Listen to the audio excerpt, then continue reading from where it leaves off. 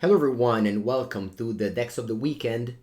Every Monday, this is the place to go to see what happened in the weekend in the most popular formats of Magic.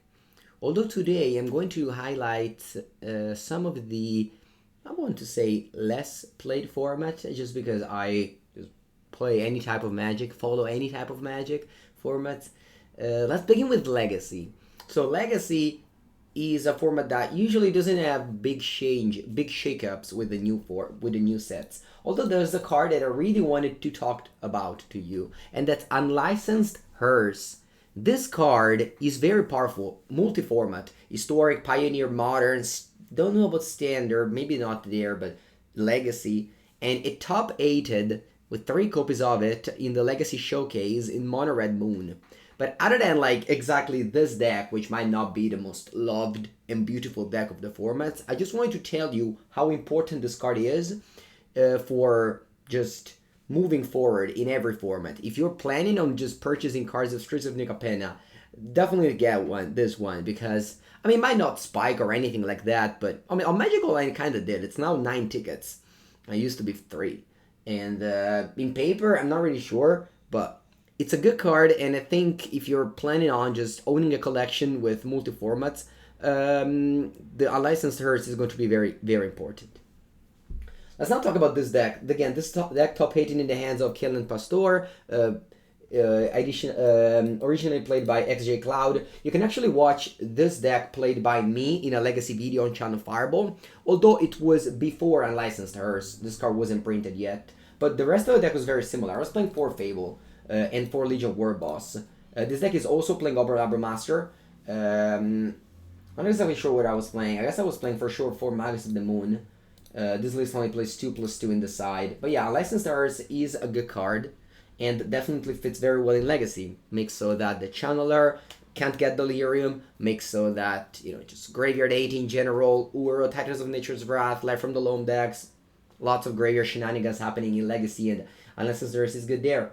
For Den of the Bugbear as well in the deck, of course, we have a 6 Moons effect, so they will be shut off, but usually the fact that they come into play untap later isn't a big deal.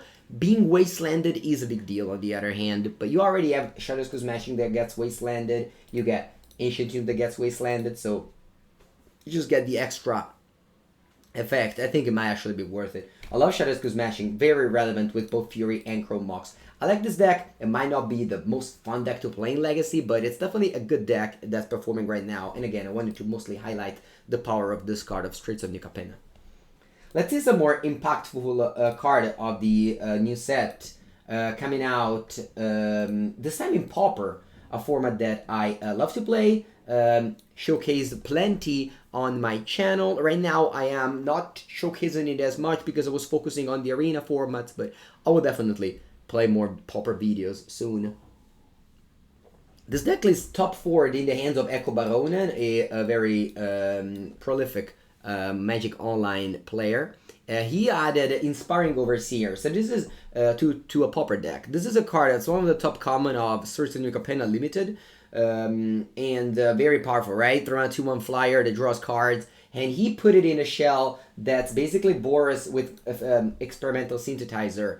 If you like this type of deck, you can check a video with this deck on my channel. I was playing with Spare Supplies, and I was playing with Boros Garrison. This list instead has Wind Scar and Crag. The list is very just a normal Boros deck that's also playing Inspiring Overseer. Splashing for one of Reaping the Graves, kind of wild if you think about it. You have very few ways to get black mana. In fact, you only have 4 in Golden Egg, so it's really strange to me, but I guess it works. The game go long enough that you always have a Golden Egg around whenever you want to cast it. Might work, yes. Another thing that I did that was very, very much different than me was the sideboard. I didn't have any Power Blast or Elemental Blast because I hate to flip them off Synthesizer, whereas Echo Baronen has 6. This is mostly because the familiar matchup, it's terrible, so you want to counter the spells. I don't know if I want to bring in 4 against the ninja decks. Of course you can, but again, very bad to flip it with Synthesizer. That's simple. This deck is kind of plays by itself. It's an aggro deck with Threat Inspector, Glint Hawk, Skyfisher, Seeker of the Way, and now also has Inspiring Overseer, more card advantage. Engines. Not necessarily going to be an highlight of the format, but an highlight of today. But I want to also show you one modern deck that is Naya combos. I recorded a video with this deck, and it'll be on the channel tomorrow. You've seen plenty of Vivian action. This deck top 4 the challenge with Vivian on the Hunt, as well as Vivian on the Hunt combo, as well as Devoted Druid and the Luxor Jada's Gift. So you go off in multiple ways, get infinite mana, you have Karn, Walking Ballista. This deck is a lot. I don't want to give you spoilers. The video will arrive tomorrow on the channel. But yeah, it's definitely something. Let's now take part with the Magic Online, and let's embrace the arena content. Once again, the format of the PT will be standard and historic, so I still haven't focused on Explorer at all. I will eventually.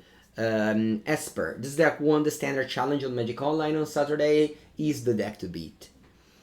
Well, just as easy as that. It has Raffine Scheming Seer, very powerful. Obscura Interceptor, just a good card. It has the Wandering Emperor, which is one of the strongest cards in the set. White just gives you so much.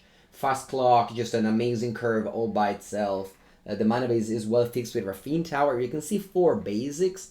Not what you see normally. This was a concession to the Cleansing Wildfire deck. I'll post an Esper video today.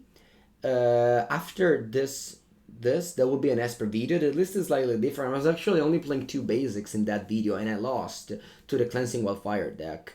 So I guess the winner of the challenge thought about it and added more basics in the main.